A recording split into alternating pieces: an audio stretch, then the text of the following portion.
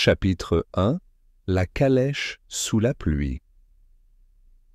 La tempête avait commencé sans avertissement, une soudaine rafale de vent qui faisait bruisser les branches du chemin de campagne et faire trembler les lanternes à gaz aux abords de la ville.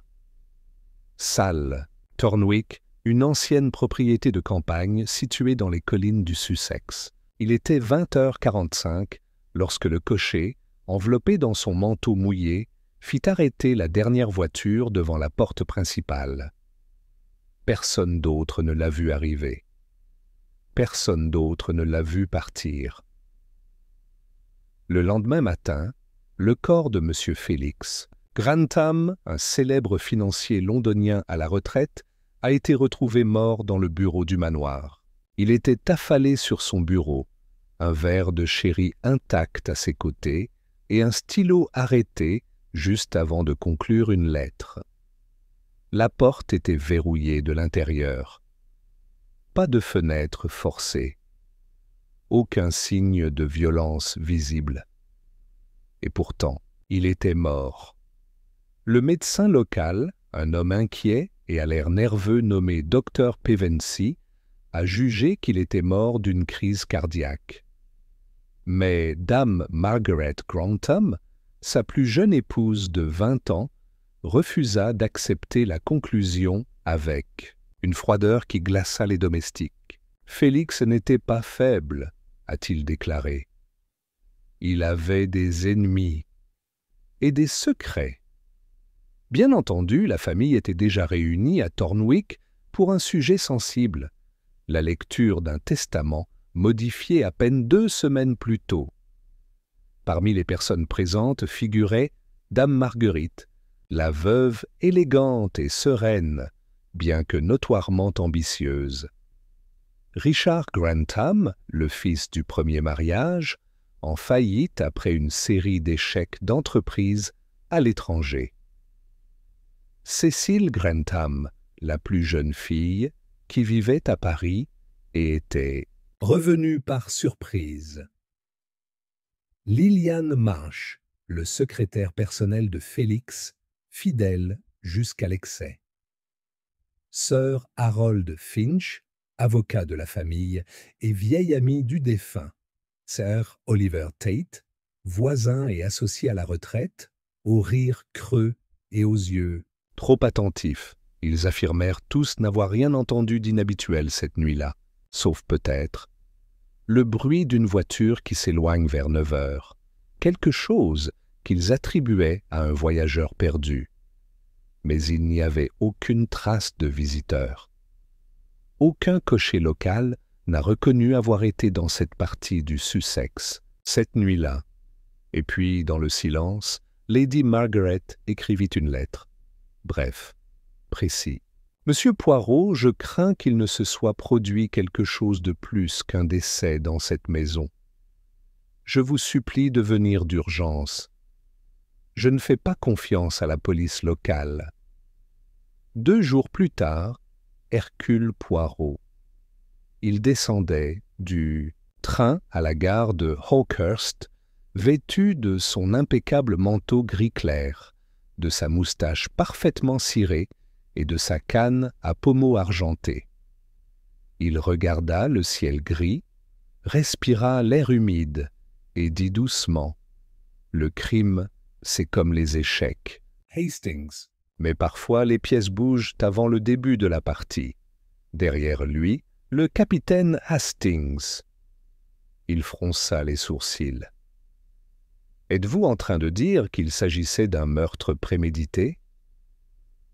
Poirot haussa les épaules avec élégance. « Mon ami, je ne dis rien pour l'instant. Seul quelqu'un a pris la dernière voiture au crépuscule, et il n'aurait jamais dû. » Chapitre 2 La maison des secrets silencieux. La voiture qui récupérait Poirot et le capitaine Hastings à la gare sillonnait des sentiers humides et couverts de brume. À mesure qu'ils avançaient, la silhouette de Sale Thornwick. Elle émergeait du milieu des arbres, majestueuse mais sombre, comme si la pierre elle-même gardait trop de secrets. La pluie, qui n'était qu'une fine bruine, éclaboussait les vitres au rythme d'une horloge anxieuse. « Un endroit digne de la tragédie », murmura Hastings, fronçant les sourcils en direction du manoir. Poirot, sans quitter la fenêtre des yeux, répondit « Et aussi pour les masques, mon ami. Ils collectionnent mieux les vieilles maisons que les théâtres. » À leur arrivée, ils furent accueillis par le majordome, Benson, un homme mince au visage de pierre et aux lèvres serrées. Il les conduisit directement dans la salle, où dame Marguerite j'attendait. Vêtue d'un costume noir sobre, elle tenait dans une main un mouchoir blanc soigneusement plié, qui n'avait pas été utilisé. « Monsieur Poirot ?» dit-il, la voix ferme, mais les yeux pleins de nervosité. « Merci d'être venu. Je ne voulais pas que cela reste entre les mains de ceux qui ne voient que le superficiel. Madame, je suis flatté par votre confiance, répondit Poirot en baissant légèrement la tête. Vous avez été très discret dans votre lettre. Puis-je savoir pourquoi vous pensez que la mort de votre mari n'était pas naturelle? Lady Margaret le conduisit dans la salle privée attenante. Il ferma doucement la porte derrière lui. « Parce que Félix n'a pas bu de sherry, monsieur. Il détestait même l'odeur. Et pourtant, il a été retrouvé avec un verre servi devant lui. De plus, cette nuit-là, il reçut une note manuscrite qu'il brûla aussitôt. Je l'ai vu le faire. Il fronçait les sourcils, presque perturbé. C'est après cela qu'il s'est enfermé dans son bureau. « Et tu ne lui as pas posé de questions sur le contenu ?» Félix était réservé. Mais il n'avait aucun ennemi connu, juste de la tension. Depuis qu'il a changé son testament, les choses ne vont pas bien. Poirot hocha lentement la tête. « Ah, la volonté! Un catalyseur aussi utile qu'un poison lent. Vous ne trouvez pas ?» Elle n'a pas répondu. Il se tourna seulement vers le feu éteint avec un soupir. Après avoir dit au revoir, Poirot a demandé à voir le bureau où le corps avait été retrouvé. Benson les conduisit dans un couloir bordé de portraits. Le bureau était une pièce carrée, avec de hauts plafonds et des étagères en chêne foncé. Ça sentait encore l'encre et le parchemin. « Depuis, personne n'a touché à rien, monsieur, » dit le majordome en lui tendant la clé. L'inspecteur local a déjà terminé son examen. Poirot franchit le seuil et s'arrêta, observant l'espace d'un œil exercé. La moquette était légèrement froissée devant le bureau, comme si quelqu'un s'était levé précipitamment. Au-dessus de la surface, la plume reposait toujours dans son encrier. Une seule feuille de papier vierge. Pas de brouillon, pas de note. Poirot se pencha et passa son doigt sur le verre de sherry, sec mais pas lavé, murmura-t-il. « Intéressant. À quoi penses-tu » demanda Hastings en examinant le dos des livres. Poirot ne répondit pas immédiatement. Au lieu de cela, il scruta les bords du bureau, puis se dirigea vers la fenêtre. Fermée. Sûr. À l'extérieur, uniquement le jardin et la lisière de la forêt. Cet endroit est soigneusement aménagé, dit-il enfin. Mais vous savez, Hastings, les criminels imprudents laissent des traces, et les plus intelligents laissent des incohérences. Pendant qu'il parlait, un raclement de gorge les interrompit. Sur le seuil se trouvait Richard Grantham, le fils du défunt. Avec un visage anguleux et une expression durcie, il portait un manteau de voyage et avait une expression entre fatigué et provoquante. « Je ne savais pas que nous avions invité un détective de fauteuil », a-t-il déclaré sarcastiquement. Poirot l'accueillit avec une courtoisie imperturbable. « Je ne savais pas non plus que le chagrin exigeait du sarcasme, monsieur. » « Peut-être pourrons-nous parler bientôt ?» Richard renifla. « Parle à qui tu veux. Mais ne vous attendez pas à des larmes ? Mon père m'avait déjà condamné, bien avant sa mort. » Et sur ce, il disparut dans le couloir. Poirot se tourna vers Hastings avec un léger sourire. « Comme c'est curieux, n'est-ce pas ? Personne ne pleure. Et pourtant, la maison est pleine de tension. Quelque chose me dit, mon ami, que cette mort n'était qu'un premier pas. » Chapitre 3. Entretien entre ombres. Le lendemain matin, l'aube était grise, avec un brouillard qui flottait sur les champs comme un voile de secret. Poirot, après son petit déjeuner méticuleux, une tasse exacte de café noir, une tranche de pain parfaitement grillé, se prépara à commencer la série d'entretiens. « Je choisis toujours d'observer avant de poser des questions », a-t-il déclaré à Hastings en ajustant sa cravate. « Les êtres humains en révèlent davantage lorsqu'ils croient que personne ne les regarde. » Le hall principal de Thornwick Hall était le point de rendez-vous incontournable. Un lieu spacieux, orné de tapisseries de chasse et de portraits anciens. Là, assis sur la chaise la plus proche de la fenêtre, Cécile Grantham. Il feuilletait un magazine français d'un air distrait. Ses cheveux étaient attachés avec une insouciance calculée et un léger accent colorait son anglais parfait. « Monsieur Poirot, » dit-il sans quitter le journal des yeux, « j'ai entendu parler de vous. Papa avait l'habitude de citer ses méthodes, même si je ne pense pas qu'il les comprenne complètement. » Poirot sourit poliment.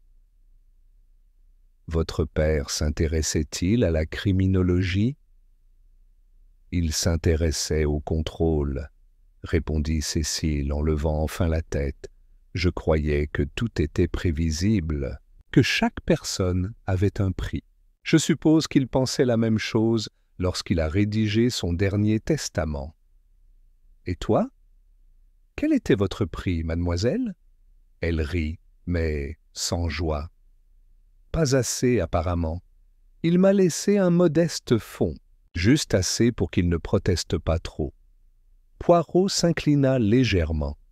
« Où étiez-vous à 8h45 du soir, le jour de la mort de votre père ? » « Je lis dans ma chambre. » Personne ne peut le confirmer, si c'est ce que vous voulez savoir. Et je m'en fiche s'il en doutait. Lorsque Poirot se retira, Hastings s'approcha. Elle a l'air froide, mais je ne pense pas qu'il ment. « Ah, Hastings, » murmura Poirot. « Les gens qui disent froidement la vérité sont plus dangereux que ceux qui mentent avec chaleur. » L'entretien suivant fut avec mademoiselle Liliane March, la secrétaire. Avec un visage sévère et une attitude contrôlée, il était vêtu de gris-perle et avait toujours un cahier à la main.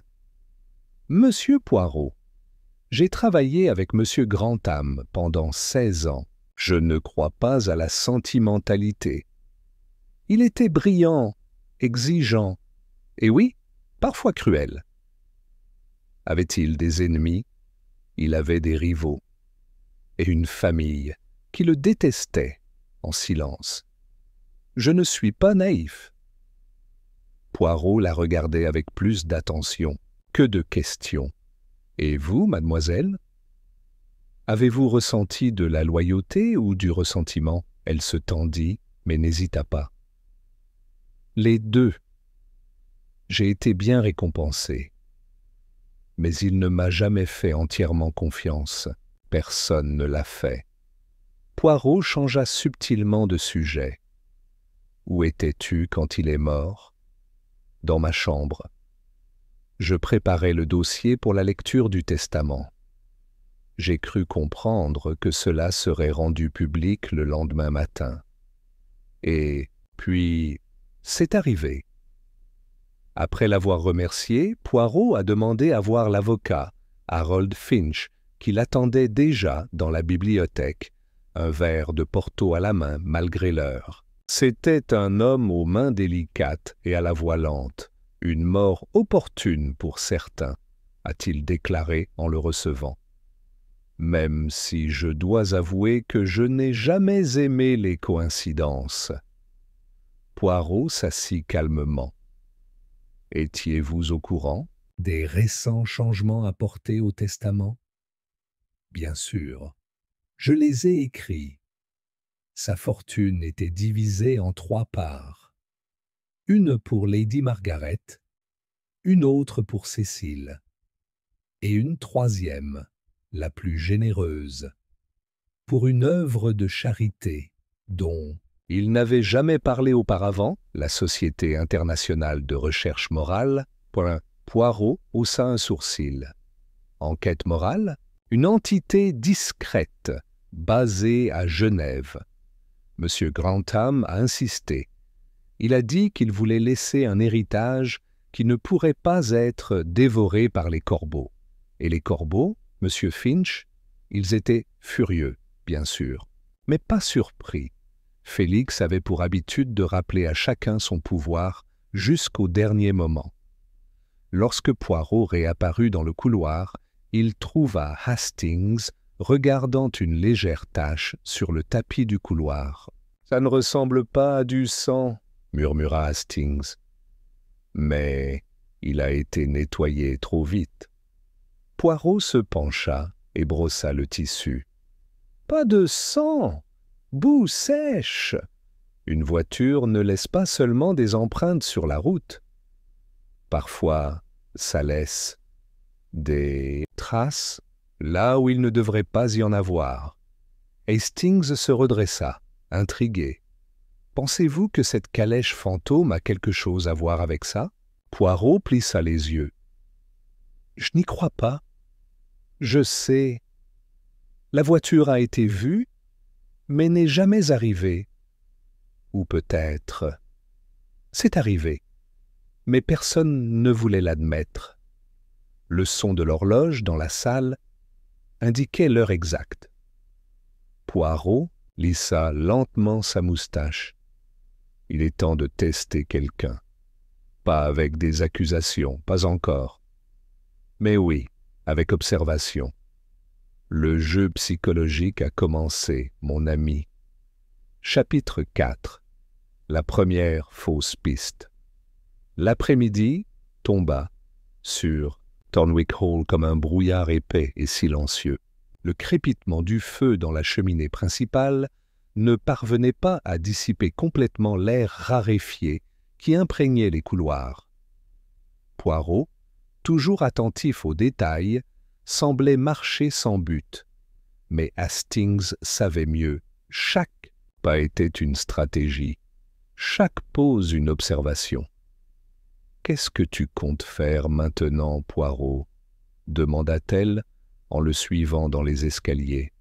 « Maintenant, mon ami, il est temps que la vérité se montre déguisée. Allons rendre visite au jeune Richard. » Ils ont trouvé Richard Grantham dans le hangar de l'écurie, allumant une cigarette avec les mains tremblantes.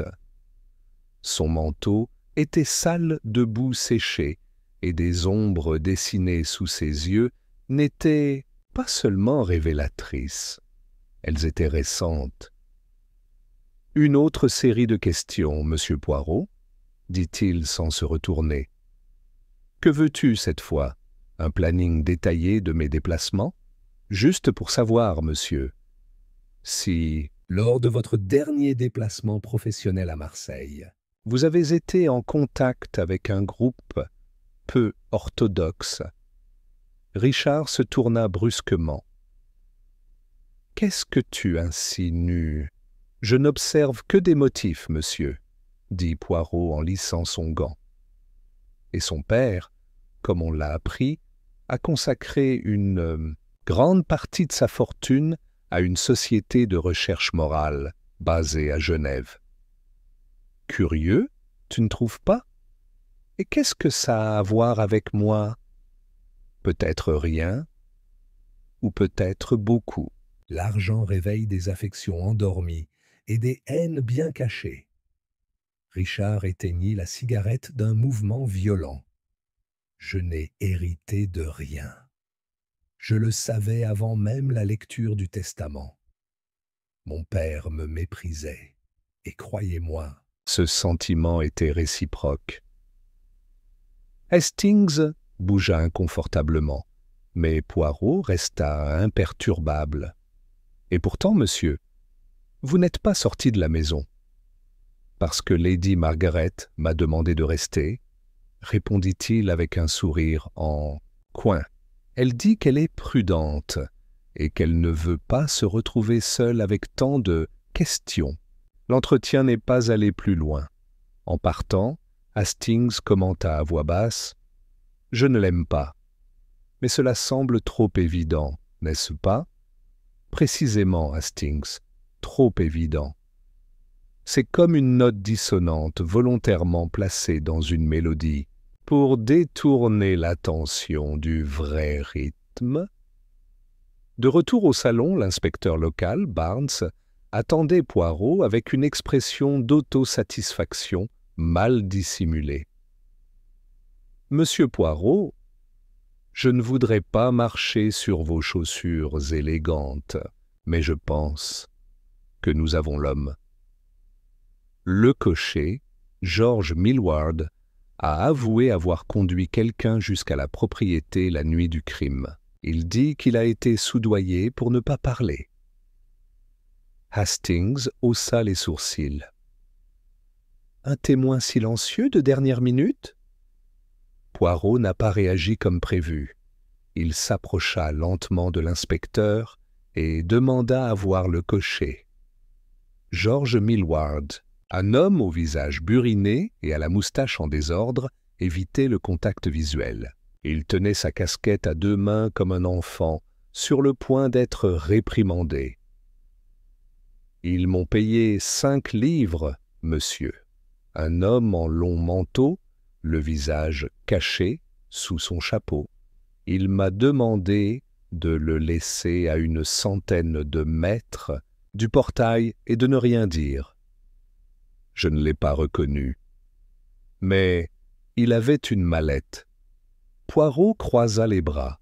« Et qu'est-ce qui t'a fait parler maintenant ?»« Une lettre, monsieur, » dit Millward en sortant une enveloppe froissée de sa veste. « Il est arrivé ce matin. Aucun expéditeur. Il m'a dit que j'étais surveillé, qu'il valait mieux dire la vérité avant d'être réduit au silence pour toujours. » Poirot prit la lettre avec soin.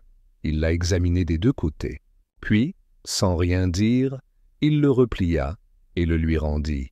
« Inspecteur, avec tout le respect que je vous dois, c'est le genre d'aveu qui flatte l'orgueil de l'enquêteur. Mais pas sa raison. Le cocher a été trafiqué. Qu'est-ce que ça veut dire? Je dis que c'est une distraction, une fausse piste plantée par quelqu'un qui a peur que la vérité soit trop proche. » Barnes fronça les sourcils, mais recula sans protester. Hastings, à voix basse, ajouta « Alors, qui a écrit cette lettre ?»« Quelqu'un qui était à l'intérieur de cette maison. » répondit Poirot avec assurance. Quelqu'un qui savait que George Millward pouvait devenir un problème s'il ne parlait pas, ou s'il parlait trop tard. Ils retournèrent au bureau, où la lampe à côté du bureau avait toujours la même ampoule faible de la nuit du crime. Poirot l'alluma et regarda la lumière projeter des ombres irrégulières sur le mur. « Hastings, rappelez-vous ce que Lady Margaret a dit. » que M. Grantham a brûlé une lettre avant de s'enfermer dans cette pièce. Et vous pensez que cette lettre était liée à l'arrivée du visiteur? Je n'y crois pas, je sais. Et maintenant, je dois juste découvrir qui savait qu'il l'avait reçue. Poirot se tourna vers la porte et baissa la voix. Demain, nous testerons la mémoire de chacun, mais cette fois avec une petite expérience. Si le meurtrier veut jouer, alors il respectera nos règles. Chapitre 5. Le jeu psychologique commence. Le lendemain matin apportait un air plus pur, mais aussi une tension subtile qui se répandait dans Thornwick Hall, comme le parfum d'une fleur venimeuse. Le petit déjeuner était servi dans un silence complet. Lady Margaret feuilletait distraitement un journal sans le lire. Cécile remuait son thé sans le goûter. Richard tapota ses doigts sur la table avec une irritation à peine dissimulée. Poirot, sans être dérangé, examinait son œuf à la coque avec une attention méticuleuse. « Étrange, non ?» dit-il soudain, brisant le silence. « Qu'un homme comme M. Grantham, si méthodique et autoritaire, décide d'improviser un changement dans son testament sans même consulter son avocat le plus expérimenté. » Les regards se levèrent lentement. « Qu'est-ce que vous insinuez, monsieur Poirot ?» demanda doucement Lady Margaret, même si son pouls, caché sous sa manche, se contractait visiblement. « Je réfléchis, madame. Parfois les morts murmurent à cause des détails. Ils le font dans ce qu'ils omettent plus que dans ce qu'ils disent. » Richard renifla. « Ou peut-être cherchez-vous des fantômes où il n'y a que du mécontentement. Si mon père a décidé de me punir une dernière fois, je n'ai pas besoin d'explications. Et je n'en veux pas non plus. » Poirot hocha la tête. « Je comprends, monsieur, mais alors permettez-moi de faire une petite demande. Cet après-midi, je souhaite que tous les membres de la maison soient présents à la bibliothèque. Rien de grave, juste un exercice de mémoire. Je suis sûr que vous vous souvenez tous parfaitement de la nuit de la mort de M. Grantham, mais j'aimerais voir à quel point vous vous en souvenez. » « Exactement. » Cécile bougea sur sa chaise.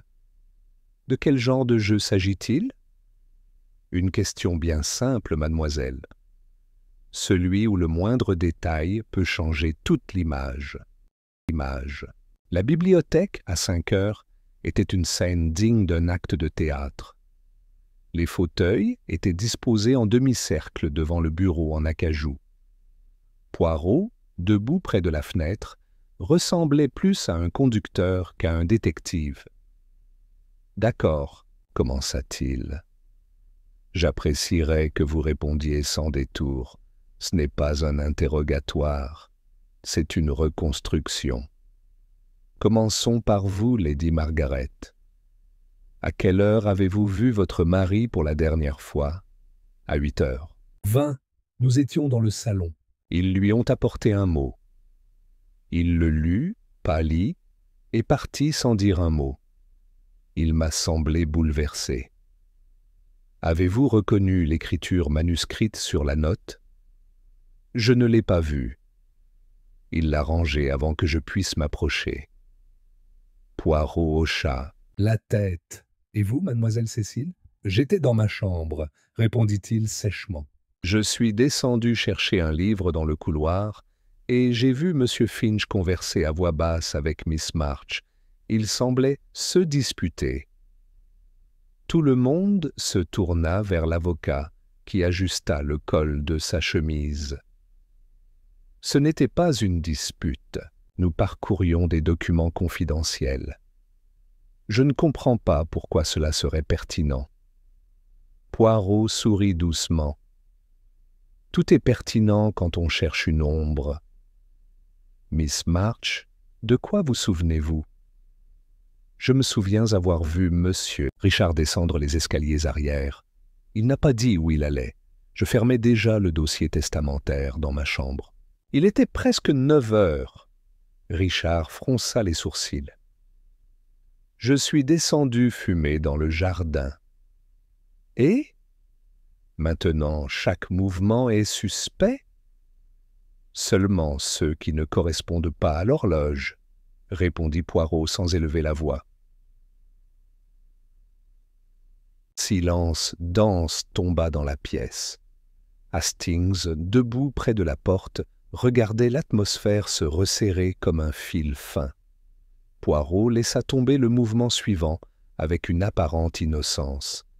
Oh, et une dernière chose, la calèche. Tout le monde a entendu parler de lui. Est-ce que quelqu'un d'autre l'a entendu cette nuit-là? Lady Margaret baissa les yeux. Cécile secoua la tête. Miss March hésita avant de dire « Je l'ai entendu ». Mais je pensais que c'était l'un des domestiques qui sortait les chevaux du hangar. Je n'y ai pas accordé d'importance. Richard croisa les bras. Je l'ai entendu aussi. Quelle est l'importance d'une voiture? Poirot baissa légèrement la tête. Peut-être aucun. Ou peut-être tout cela. Il y a juste quelque chose qui ne colle pas. Vous voyez, si cette voiture n'est jamais arrivée à la porte, pourquoi y a-t-il de la boue sèche juste sous le porte-manteau, là où seul entre le personnel de maison? Tout le monde est resté silencieux. Poirot attendit. Il regardait chacun d'eux avec ses yeux sombres, brillants d'une vive attente. C'est un détail mineur, bien sûr. Mais, comme le disait M. Grantham, les détails sont le luxe de l'intelligent. Et puis, il se tourna gracieusement vers la porte. « Merci pour votre temps. S'il vous plaît, ne partez pas ce soir. La mémoire est capricieuse. » Mais les erreurs, mes amis, ne se répètent pas 2 fois sans être remarquées. Chapitre 6. Une révélation sous la pluie.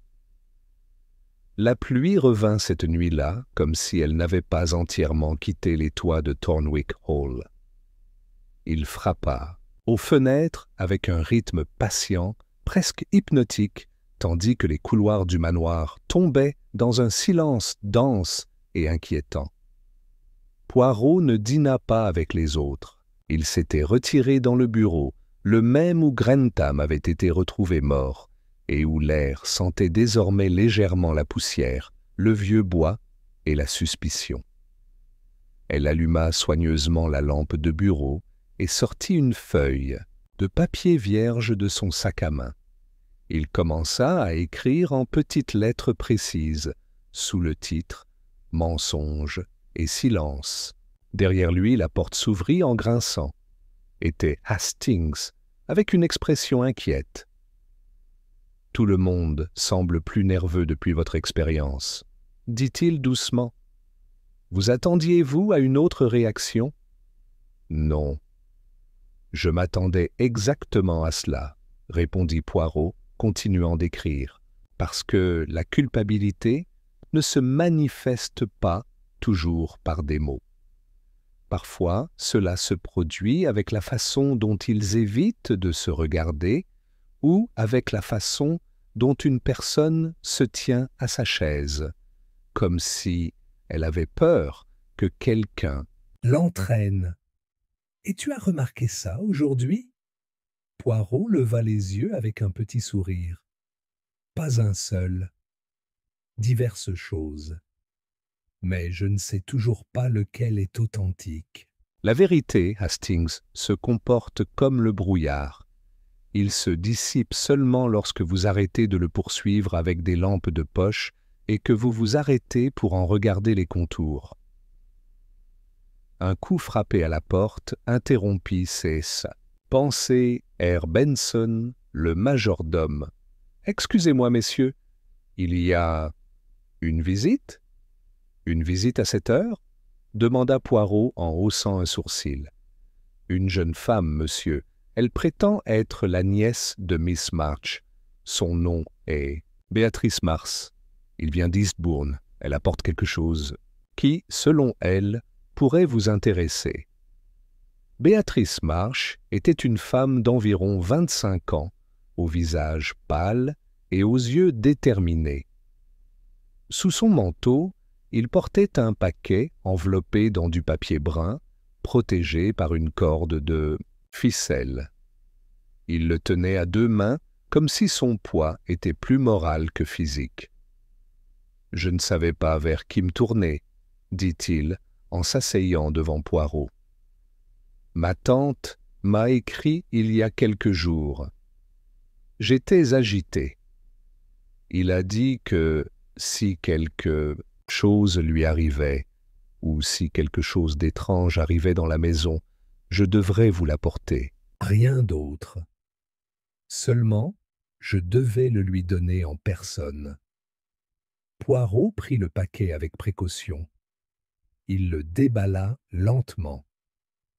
À l'intérieur se trouvait un carnet relié en cuir, ancien mais bien conservé. La première page, écrite avec l'écriture soignée de Liliane March, disait « Note privée sur Monsieur Félix Grantham, confidentiel. » Poirot échangea un regard avec Hastings, puis feuilleta quelques pages. Les entrées étaient minutieuses, presque obsessionnelles. Ils ont détaillé avec les dates et heures les conversations de Grantham, les visites reçues, les lettres écrites et même les sautes d'humeur. Une note attira immédiatement son attention. 2 octobre. Il reçoit une lettre d'un expéditeur, inconnu. Il la garde dans son portefeuille privé. Il s'enferme. Plus tard, il ordonne que son testament soit révisé. Il demande à inclure la Moral Research Society. Il est évasif. Il a peur. Un autre, encore plus inquiétant, 14 octobre. Voit M. Finch quitter le bureau avec quelque chose à la main. Grantham interroge ensuite March. Fuite suspectée. Prétend avoir été trahi. Cette nuit-là, il brûle des documents dans sa cheminée privée. Il ne me laisse pas entrer. Poirot ferma lentement le cahier. « Mademoiselle March, est-ce que quelqu'un sait que vous êtes venue ? » « Seulement ma mère. J'ai juré à tante Liliane que je répondrais à sa demande. Pensez-vous qu'elle est en danger ?» Poirot réfléchit quelques secondes. « Non, mais quelqu'un peut croire qu'elle l'est. » Béatrice pâlit. « Et qu'est-ce que je fais maintenant ?»« Retournez à Eastbourne ce soir même, » dit Poirot avec une ferme gentillesse. « Ne parlez à personne. Et surtout, ne mentionnez pas ce carnet. Promets-moi. » Elle hocha la tête et partit immédiatement, escortée par Benson jusqu'à une voiture de location. Lorsque le moteur se perdit dans le brouillard, Poirot se tenait près de la fenêtre, regardant les lumières s'éteindre. Alors, Liliane March en savait trop, dit Hastings à ses côtés. Et Grantham aussi. Pensez-vous qu'il savait que quelqu'un allait le tuer? Je m'en doutais, Hastings. Et comme tous ceux qui ont peur de mourir, il a commis l'erreur de ne pas faire confiance à la bonne personne. Nous avons désormais ce qui nous manquait, une réaction. Parce que si celui qui a écrit cette lettre et manipulé le cocher croit que ce journal est tombé entre d'autres mains, vont-ils le chercher? Non, mon ami, ils feront pire. Ils joueront à nouveau. Chapitre 7. La nuit où personne n'a dormi. Cette nuit-là, Thornwick Hall semblait respirer avec son propre pouls, comme si le manoir lui-même anticipait que quelque chose était sur le point de se produire. Le vent s'était calmé, mais la pluie persistait, tombant avec la monotonie d'une horloge qui refuse de s'arrêter. Dans les chambres, les pas étaient mesurés, les mots peu nombreux. Personne n'a osé fermer complètement les portes. Personne n'a dormi paisiblement. Poirot, cependant, a maintenu sa routine. À 9 heures, il commanda une tasse de camomille avec du miel. À 9h15, il s'asseyait près du feu avec le journal de Miss March qu'il avait soigneusement caché dans les plis d'un vieux dictionnaire français. Hastings l'observait depuis la chaise d'en face, ses doigts tambourinant sur le bras en cuir, avec une impatience nerveuse. « Tu t'attends à ce qu'il se passe quelque chose ce soir ?» a-t-il finalement demandé. « Je l'espère, oui, » répondit doucement Poirot, « parce que le tueur est resté silencieux trop longtemps. Et maintenant, avec l'arrivée de Béatrice March, il sait que les pièces ont de nouveau bougé. Un joueur agressif ne peut pas résister au silence. Hastings va attaquer. Qui? Poirot ne répondit pas. Au lieu de cela, il se leva, se dirigea vers le porte-manteau à l'entrée du salon et ôta calmement son chapeau. Je vais faire un tour dans les couloirs. Parfois, il est plus utile d'observer l'ombre d'un acte que l'acte lui-même. Hastings le suivit, ne comprenant toujours pas pleinement ses intentions. Les couloirs étaient plongés dans l'obscurité, à peine éclairés par les lampes à huile qui vacillaient à chaque courant. Au loin, on entendait les craquements naturels de l'ancienne structure. Bois qui rétrécissait, charnières bruissantes, fenêtres tremblantes. Poirot s'arrêta devant la chambre de Miss March. Il attendit quelques secondes, puis il joua doucement. Il n'y a eu aucune réponse. Un signe certain de repos? Hastings murmura. Poirot secoua la tête. Il tourna lentement la poignée de porte et trouva la pièce vide. Le lit était fait. Une lampe allumée. Il manquait un manteau sur le porte-manteau. Sur la table de nuit, une tasse de thé encore chaude. « Alors, » dit gravement Poirot, « elle ne dort pas non plus ce soir. » Ils descendirent en silence au rez-de-chaussée, à l'écoute du moindre bruit. Ce fut Hastings qui s'arrêta, brusquement en levant la main. « Tu as entendu ça ?» Il vient de l'aile est. C'était un son étouffé, quelque chose entre une lutte et un coup. Poirot courut vers l'aile est, avec une vitesse dont il n'avait pas l'habitude de faire preuve. Ils tournèrent le couloir qui menait à la petite galerie de portraits. Et là, ils la virent, Mademoiselle Lilian March, effondrée sur le sol à côté de la porte des archives familiales. Ses cheveux détachés, ses lunettes baissées, une main tenant toujours un mouchoir. « Léger, vite !» ordonna Poirot. Hastings a allumé une lampe à huile à proximité. Le visage de Miss March avait une expression de terreur interrompue, comme si elle avait reconnu l'agresseur, mais n'avait pas eu le temps de réagir. Son pouls était faible, il respirait fort. Poirot s'agenouilla à côté d'elle et murmura « Il n'y a pas de sang, mais elle est abasourdie. Elle a été touchée, justement. » Derrière eux, des pas précipités rompirent le silence. C'était Lady Margaret, suivie de Richard et de Cécile, au visage pâle et aux questions précipitées. Qui s'est passé? Est-elle morte? » Non, répondit Poirot sans élever la voix, mais quelqu'un voulait s'assurer qu'il arrête de parler. Les yeux de Lady Margaret tombèrent sur la porte entr'ouverte des archives. Était-elle seule ici? Elle est venue chercher quelque chose, a expliqué Poirot. Quelque chose qu'il n'a pas confié à sa nièce, et quelqu'un l'a suivi. Poirot se leva et d'un geste délicat demanda de l'espace. Il entra dans les archives, éclairant les étagères avec la lampe.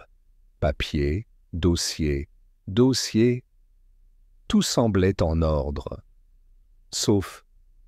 Ah, voilà, murmura-t-il.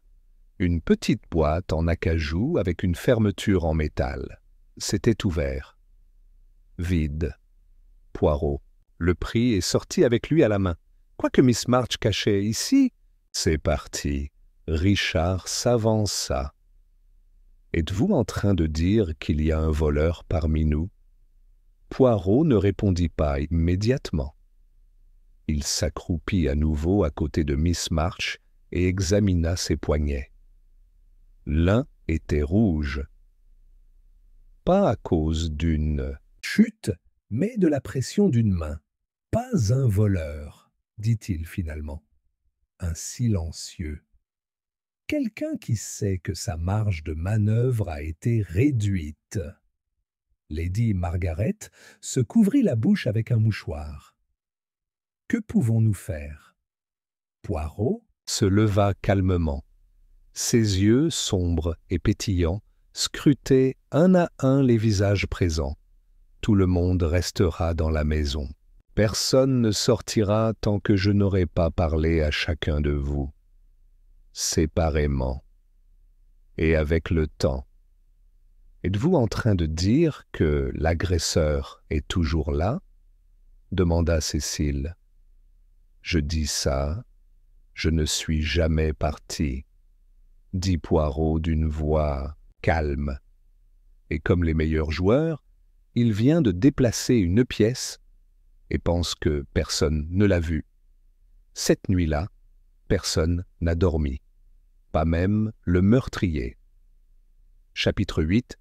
L'indice que personne ne voulait voir. Le lendemain matin, le temps était clair mais pas paisible.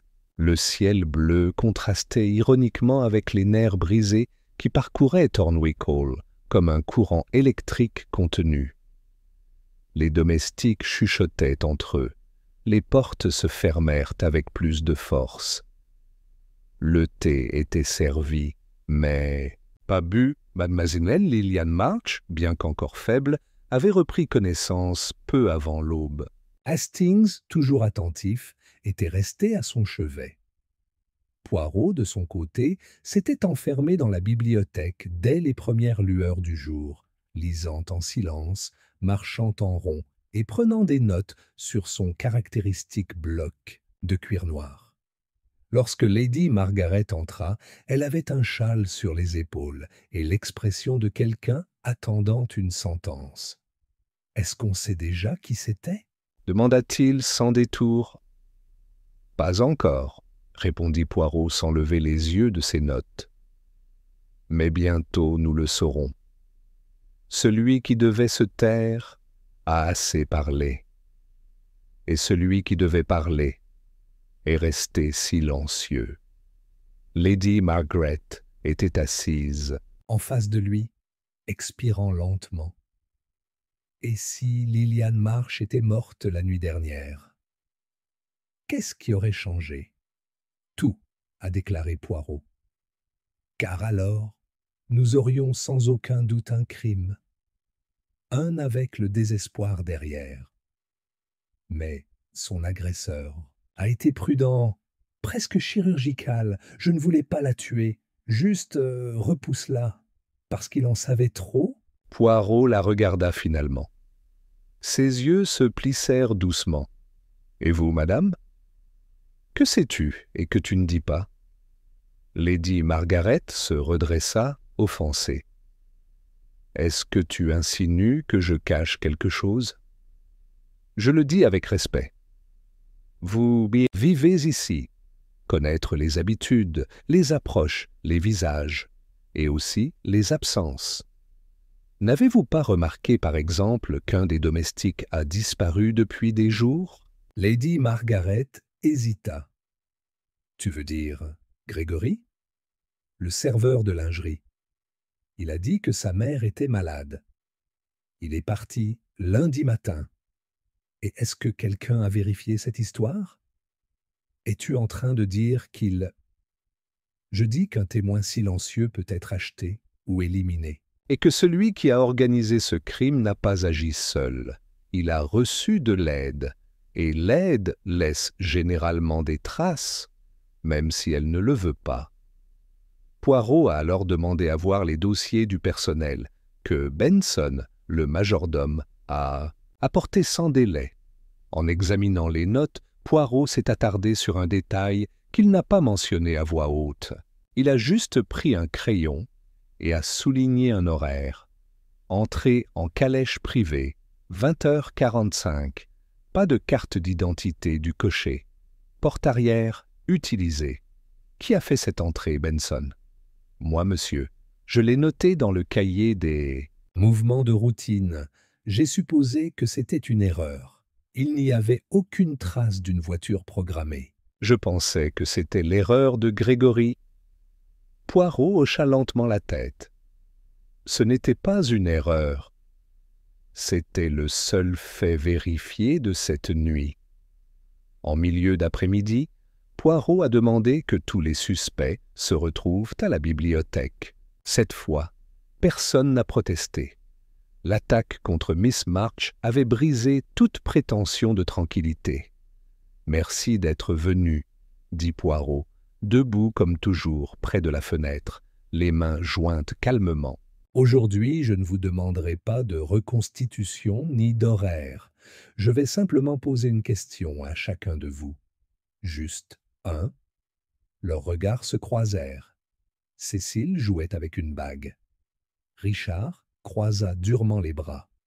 Lady Margaret, sans expression. « Monsieur Finch, » commença Poirot. « Pouvez-vous nous dire ce que vous avez retiré du bureau de Monsieur Grantham dans la nuit du 14 ?» L'avocat cligna des yeux, surpris. « Désolé ?» Miss March l'a vu partir avec une enveloppe. La même nuit, Grantham a modifié son testament. Finch déglutit. C'était une ébauche d'une modification antérieure, une version qu'il a écartée. Je voulais la détruire.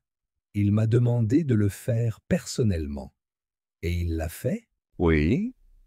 Il hésita. Eh bien, je l'ai brûlé plus tard. Dans ma cheminée. Je jure. Poirot ne répondit pas. Il se tourna vers Cécile. Mademoiselle, pouvez-vous expliquer pourquoi vous avez menti en disant que vous n'aviez pas entendu la voiture? Cécile se tendit. Que? Vous avez clairement entendu le son, comme l'a avoué votre servante. Et il a demandé qui arrivait à ce moment-là. Elle hésita, puis abandonna. Bien, je l'ai entendu. Je pensais que si je disais quelque chose, je serais impliqué. Je ne sais pas qui est venu, ni pourquoi. Poirot se tourna vers Richard. « Monsieur, vous avez dit que vous étiez allé au jardin, et personne ne peut le confirmer, mais quelqu'un... » « Ouais, il l'a fait. » Le cocher aperçut sa silhouette près du haillon. Attendait-il quelqu'un? Richard le regarda attentivement. « Non, je fumais. Mais je savais que quelqu'un, ouais, était venu. Je n'ai rien dit parce que je ne voulais pas être accusé. Il m'avait déjà exclu du testament. » Poirot s'avança. « Exact. Vous saviez tous quelque chose. Mais chacun, par peur ou par commodité, a décidé de le cacher. Ce à quoi personne ne s'attendait, c'est que M. Grantham en savait aussi trop et qu'il avait commencé à l'écrire. Un silence glacial s'abattit sur la pièce. « Pour l'écrire » dit Lady Margaret, sa voix presque inaudible. Poirot hocha la tête. « Une lettre. Commencée, mais jamais expédiée. Et qu'il a été arraché de son bureau la nuit de sa mort. Cette lettre n'est pas encore parue, mais quelqu'un souhaite désespérément qu'elle ne parvienne pas. » Poirot quitta calmement la bibliothèque. Hastings le suivit quelques pas plus tard. Et maintenant? Maintenant, répondit Poirot, nous allons chercher ce qu'il ne voulait ni pas que nous voyions. Et qu'est-ce que c'est? Poirot s'arrêta au pied des escaliers. La lettre, ou ce qu'il en reste, parce que les coupables ne dévoilent jamais complètement leurs propres secrets. Chapitre 9. Les cendres qui parlaient encore. La cheminée du bureau n'avait pas été allumée depuis la nuit où M. Grantham avait été retrouvé mort. Il restait comme un autel sombre, entouré de livres, d'objets soigneusement disposés, et d'un silence trop ordonné. Poirot, muni d'un pinceau à poils fins et d'une petite loupe qu'il avait sortie de son étui personnel, s'inclina devant le foyer de briques noires avec la précision d'un archéologue. « Cherchez-vous une sorte de cendre miraculeuse ?» demanda Hastings, debout près du rebord. « Non, mon ami, » répondit Poirot sans détourner le regard. « Pas miraculeux, juste insouciant. » Depuis quelques jours, tout le monde avait admis que Grantham brûlait la mystérieuse lettre qui le dérangeait, avant de s'enfermer dans son bureau. Mais Poirot n'était pas convaincu. « Les hommes qui ont peur, » avait-il déclaré quelques heures auparavant, « gardent des fragments, au cas où ils devraient s'expliquer plus tard. » Un grattage minutieux du fond du foyer révéla ce à quoi Poirot s'attendait. Pas du papier brûlé, mais des restes compacts de papier partiellement carbonisé. Noir, oui, mais pas réduit en cendres. Certains avaient encore des coins blancs non consommés, protégés par la façon dont ils s'étaient pliés en tombant dans les braises. Poirot les ramassa avec une pince à épiler et les étala sur un tissu de velours sombre. « Il y a quelque chose d'écrit ici, » murmura-t-il. Hastings s'inclina. « Tu peux le lire ?»« Des fragments, à peine, » dit Poirot en inspectant les lignes. « Regardez ça. » Il a menacé de le dire à Margaret. Et ici, si la société savait ce qu'elle représente réellement. Hastings cligna des yeux. Marguerite? Fait-il référence à Lady Margaret? Il semble que oui. Et ce n'est pas une simple lettre, c'est une tentative d'enregistrer une trahison. Ou pire encore, du chantage. Peu de temps après, Poirot a demandé à Benson de rassembler discrètement les restes de cendres de la cheminée de la maison, chambre de l'avocat Finch. Le majordome, bien que surpris, obéit. 1 heure plus tard, un petit bac de déchets gris était livré à la bibliothèque. Poirot les examina avec la même rigueur. « Voir », dit-il en brandissant un fragment plus clair. « Ce rôle est différent, plus dense, avec typographie imprimée. Savez-vous ce que c'était, Hastings? Un contrat? Un testament, dit fermement Poirot, ou plutôt une version antérieure du testament actuel. Monsieur Finch a dit qu'il l'avait détruit, et il l'a fait. Mais dans ta cheminée. Pas à Grantham, ce qui contredit complètement son histoire. Hastings croisa les bras. Alors Finch a menti. Finch a menti, ou quelqu'un l'a forcé à mentir. Pourquoi détruire un document déjà jeté? À moins, bien sûr, qu'il contienne des noms qui pourraient encore le compromettre. Plus tard, Poirot se rendit dans la chambre de Miss March. La femme, bien qu'encore un peu pâle, était assise près de la fenêtre, avec une couverture sur les jambes et les lèvres pincées dans une expression de résignation amère. « Je suis venu te dire que tu as trouvé ce que tu voulais protéger, » lui dit Poirot, d'une voix gentille. « La lettre? Ou une partie? Lilian March le regarda longuement. Alors, tu sais que Félix craignait pour bien plus que sa vie. Je savais que quelqu'un le manipulait, qu'ils l'ont coincé. Et c'était peut-être... Il ne savait pas vraiment qui. Miss March baissa les yeux. Il était brillant, mais pas invulnérable. Sa femme, elle, savait des choses. Secret. Non pas parce que je le lui ai dit, mais parce que je l'ai observé. Je l'ai toujours observé. Poirot attendit. Parfois, le silence était une corde qui, une fois relâchée, libérait les mots. Il ne voulait pas inclure cette charité dans son testament. Ils l'ont exigé. Quelqu'un lui a fait pression. J'ai à moitié entendu une conversation. Une voix masculine. Mais je n'arrivais pas à distinguer laquelle. C'était 2 nuits avant sa mort. Ils ont dit « Si vous ne le faites pas, tout le monde le saura. » Le sauront-ils, madame? Que Liliane déglutit. Que toute la fortune n'était pas à lui. Qu'une partie avait été cédée irrégulièrement au nom de cette société. Une façade. Poirot se leva lentement. Ce n'était donc pas seulement un crime passionnel. Pas même un par cupidité. C'est un délit de dissimulation. Quelqu'un devait effacer une erreur avant qu'elle ne soit révélée. Liliane hocha la tête. Poirot lui serra doucement la main. « Merci, mademoiselle. » C'était la pièce manquante. Alors qu'il partait, Hastings le rattrapa dans le couloir. « Et maintenant ?» Poirot s'arrêta devant l'horloge du hall, qui indiquait exactement 6 heures. « Maintenant, nous allons convoquer tout le monde, et nous dévoilerons le jeu.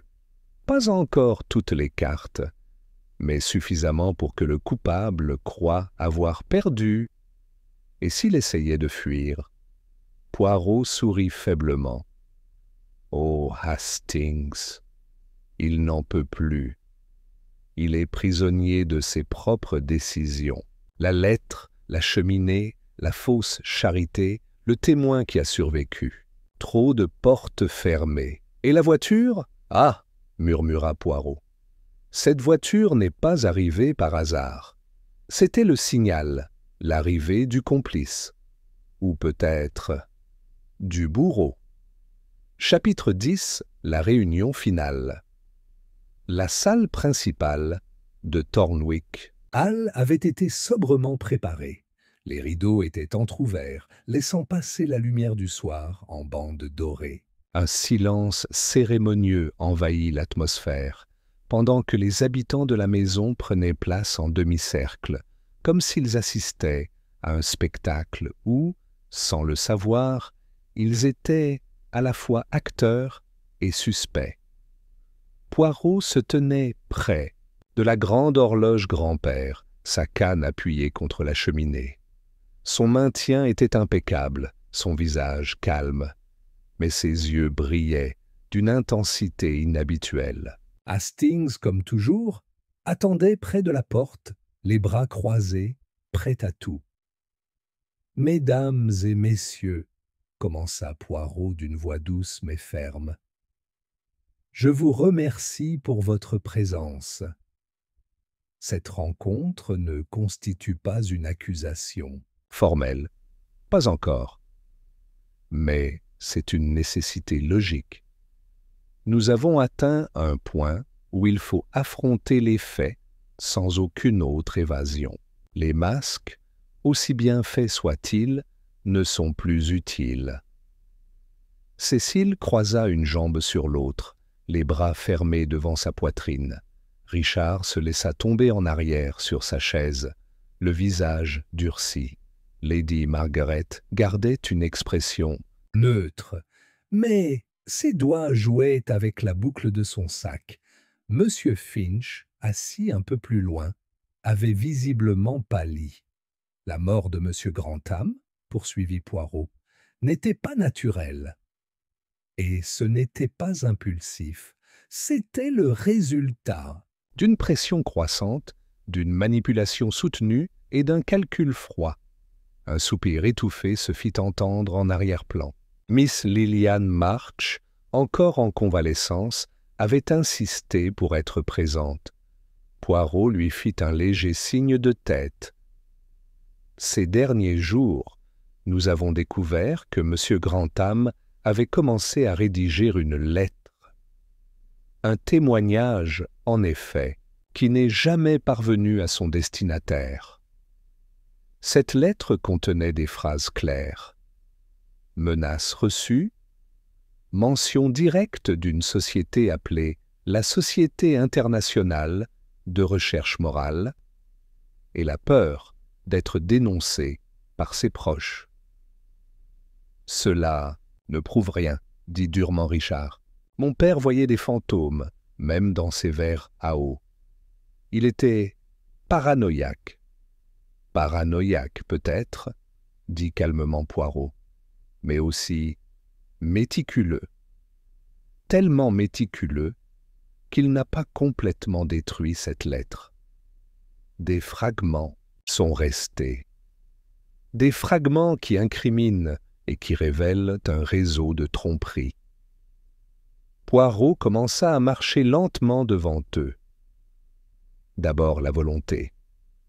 L'avocat Finch nous a assuré qu'il avait détruit une version antérieure, mais nous avons trouvé des preuves matérielles qu'il l'a fait dans sa propre cheminée, et non dans celle de M. Grantham, comme il le prétend. Il a menti. Le visage de l'avocat se tordit. C'était une erreur de jugement. Je voulais protéger la réputation de votre client. Je ne pensais pas que c'était pertinent. Il n'a pas réfléchi, répéta Poirot. Ou alors il réfléchissait trop. Ce testament précédent contenait des noms qui n'étaient mis plus dans la version finale, des gens qui espéraient hériter et qui, du coup, ont été exclus. Poirot s'arrêta devant Lady Margaret. « Madame, tu as menti aussi ?» Elle a dit qu'elle n'avait pas vu son mari après 8h20. Mais la bonne de l'aile nord entendit ses pas dans le couloir vers 9h. Où allait-il? Lady Margaret ne répondit pas immédiatement. Pour l'affronter, dit-il finalement à voix basse. Je lui ai posé des questions sur la lettre. Je voulais savoir si c'était lui qui avait signalé un compte caché que je gérais pour la société. Quelque chose qui ne devrait pas être révélé. Il m'a dit qu'il envisageait de tout révéler, qu'il ne voulait plus avoir de secret. Et vous l'avez menacé, madame? Non, dit-elle durement. Mais j'aurais aimé qu'il se taise. Je l'admets. Et donc, mes amis, continua Poirot, tout le monde avait quelque chose à cacher. Ils avaient tous menti, plus ou moins, mais seulement un franchit la dernière étape. Le silence devint épais. Poirot n'élevait pas la voix. La voiture arrivée à 8h45 amenait avec elle un visiteur qui n'a jamais été annoncé. Ce n'était pas un assassin envoyé de l'extérieur. Non, non. Il était le complice. Confirmation qu'il était temps d'agir. Quelqu'un l'attendait. Quelqu'un qui savait que Grantham serait seul cette nuit-là. Avec une nouvelle lettre écrite et un changement de testament déjà enregistré. Poirot se tourna lentement vers le fond de la pièce. Sa voix baissa un ton. Et cette personne est entrée dans l'atelier. Il n'a pas crocheté les serrures. Il n'avait pas besoin de le faire. Il a été reçu. Êtes-vous en train de dire que l'un de nous l'a tué? Dit Cécile, la voix tendue. Attendue. Je ne le sous-entends pas, mademoiselle, dit doucement Poirot. J'en ai déduit. Et maintenant, il est temps de placer les dernières pièces sur le plateau. Il y eut un silence qui semblait retenir tout le monde. Demain, je convoquerai tout le monde pour une dernière réunion. Ensuite, je révélerai ce qui s'est passé cette nuit-là. Qui était l'auteur intellectuel? Qui a commis l'acte? Et comment il pensait s'être engagé le crime parfait? Poirot s'inclina légèrement. D'ici, là, je vous suggère de ne pas quitter Thornwick Hall. Et sur ce, la grande horloge sonna 7 heures. Le jeu était sur le point de se terminer. Chapitre 11. La vérité derrière le chariot. Le brouillard revint à Thornwick Hall avec une détermination silencieuse, comme si le manoir était lentement enveloppé par le passé qui refusait de rester enseveli. Les premières lueurs du jour parvenaient à peine à filtrer à travers les vitres embuées. L'air était chargé de quelque chose d'invisible, mais palpable. Un mélange d'anxiété et d'attente. Poirot, impeccablement habillé, avant l'aube, était de nouveau dans le bureau de feu Grantham. Ses mouvements étaient précis, méthodiques. L'endroit avait cessé d'être une scène de crime et était devenu un tableau. Chaque objet, une montre de poche oubliée, un plateau en argent sans tasse, une chaise juste hors de son axe, était une pièce en jeu. Hastings jeta un coup d'œil par la porte. « Toujours là, Poirot ?»« Oui, mon ami. Parce que cette pièce a encore une histoire à nous raconter. » Il montra l'horloge murale, accrochée à côté du portrait de la défunte Madame Grantham. « Regarde bien. À 8h50, exactement, cette horloge s'est arrêtée. Nous le savons grâce à la marque sur la poudre. Depuis, on n'y a plus touché. ET, et cela nous donne un moment crucial. Pas forcément celui de la mort, mais celui de la visite.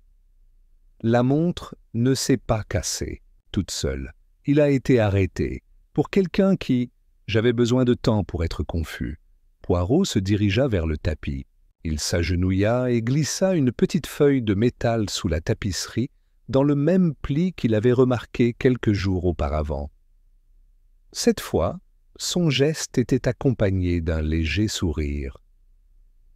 Exactement comme je l'imaginais.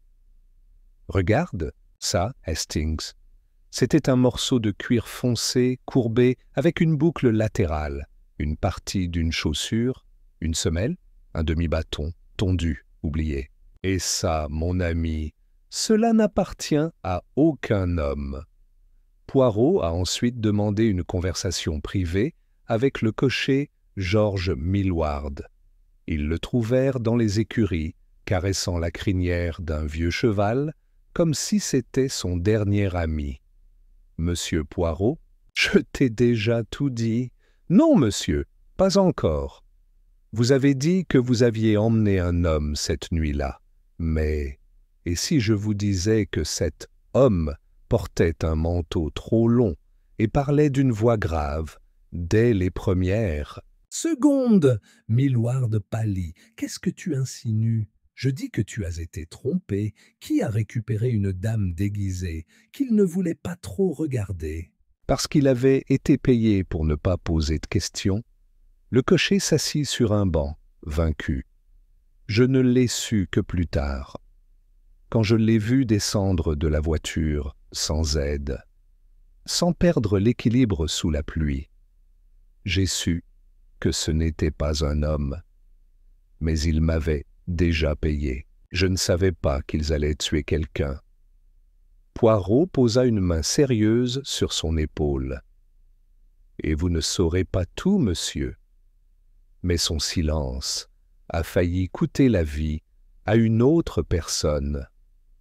L'après-midi tombait rapidement, et avec lui, l'atmosphère à l'intérieur de la maison devenait presque insupportable. Tout le monde savait que la dernière réunion aurait lieu ce soir-là. Personne ne voulait quitter sa chambre. Personne ne faisait confiance aux autres. Hastings trouva Poirot debout devant la cheminée, examinant une feuille de papier vierge, avec l'expression de quelqu'un contemplant une révélation invisible. « Bien, » demanda Hastings. « Avez-vous déjà… » « Tout !» Poirot hocha la tête. « Ouais, le crime a été compris, et maintenant il faut le révéler. Et la voiture, c'était la clé, un symbole d'évasion, mais aussi d'arrivée. La voiture que tout le monde entendait était réelle. Mais il ne s'agissait pas de n'importe quel invité. C'était le voile qui couvrait le visage du meurtrier. Et tu crois qu'il va avouer ? Poirot pencha la tête avec élégance. Non. Hastings. Mais ce ne sera pas nécessaire. Ce soir, je rassemblerai tout le monde et placerai devant eux le miroir qu'ils craignent tant, celui qui ne reflète pas les visages, mais les motivations. Peu avant 8 heures, Benson frappa discrètement dans chaque pièce. Un à un, les suspects sont entrés dans la salle, prenant place avec la même tension qu'on retrouve avant un procès. Lady Margaret était assise, les mains croisées sur ses genoux. Richard arriva ensuite, visiblement bouleversé. Cécile entra, sans regarder personne, le menton haut. Monsieur Finch s'installa à côté de l'horloge, frottant sa bague avec insistance. Miss March arriva la dernière, toujours pâle, mais ferme. Poirot restait debout près de la cheminée, les mains jointes tranquillement. L'horloge indiquait 8 heures. « Mes amis, dit-il doucement, ce soir, nous terminerons ce que le brouillard, la confusion et le silence ont tenté de retarder. Je ne les ai pas rassemblés pour faire des conjectures. Je les ai rassemblés pour les révéler. » Il fit une pause. Parce que cette maison, comme son propriétaire, a essayé de cacher la vérité. Mais la vérité laisse toujours une trace, et il a laissé de la boue dans le hall, des fragments dans une cheminée, et une lettre que personne n'a lue, mais que tout le monde craignait. Le silence était absolu. « Le meurtrier est parmi nous », a-t-il poursuivi. Et c'est le cas depuis le début. Caché derrière la peur, derrière une façade de respect. Mais ce soir, nous terminerons le jeu. Poirot haussa un sourcil. Parce que les petites cellules grises ont bien fonctionné. Et maintenant, le rideau est sur le point de tomber. Chapitre 12. La révélation. La salle de Thornwick Hall était plongée dans un silence contenu. Personne n'a parlé, personne n'a bougé. Les flammes dans la cheminée vacillaient comme si elles attendaient, elles aussi, la vérité qui allait enfin être dite. Poirot, toujours impeccable, s'avança.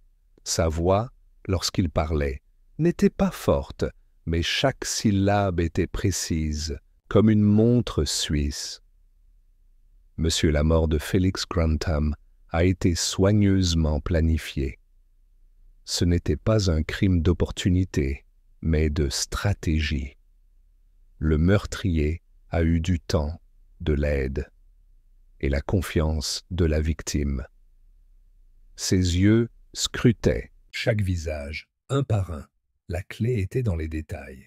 Le sherry servi, mais pas bu. La lettre a commencé, puis a partiellement brûlé.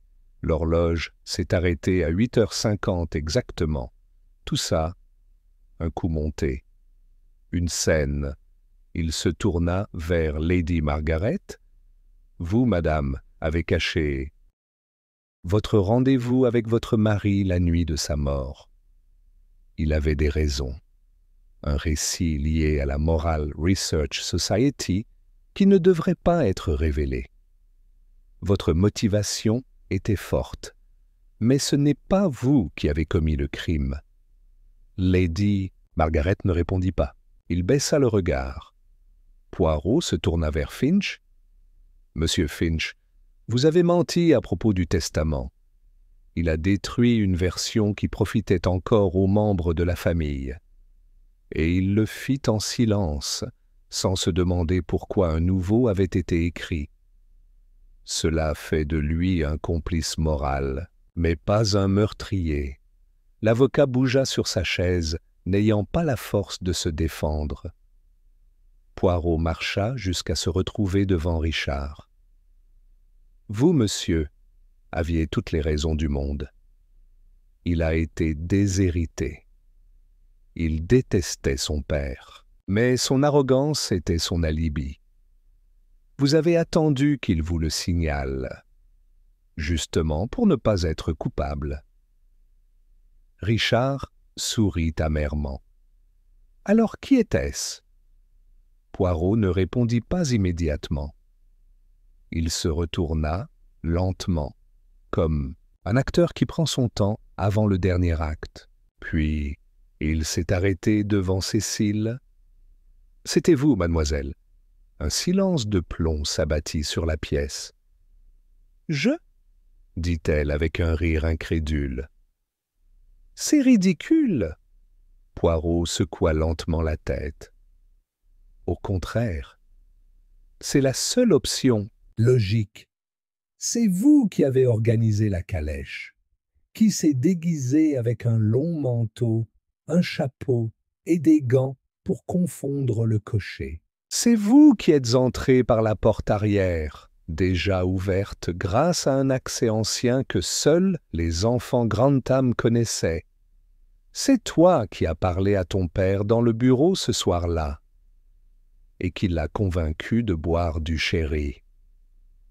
Mais je n'étais pas là, il a insisté. J'étais dans ma chambre. Non, vous avez dit ça. Mais sa servante apprit que son lit n'avait jamais été fait cette nuit-là.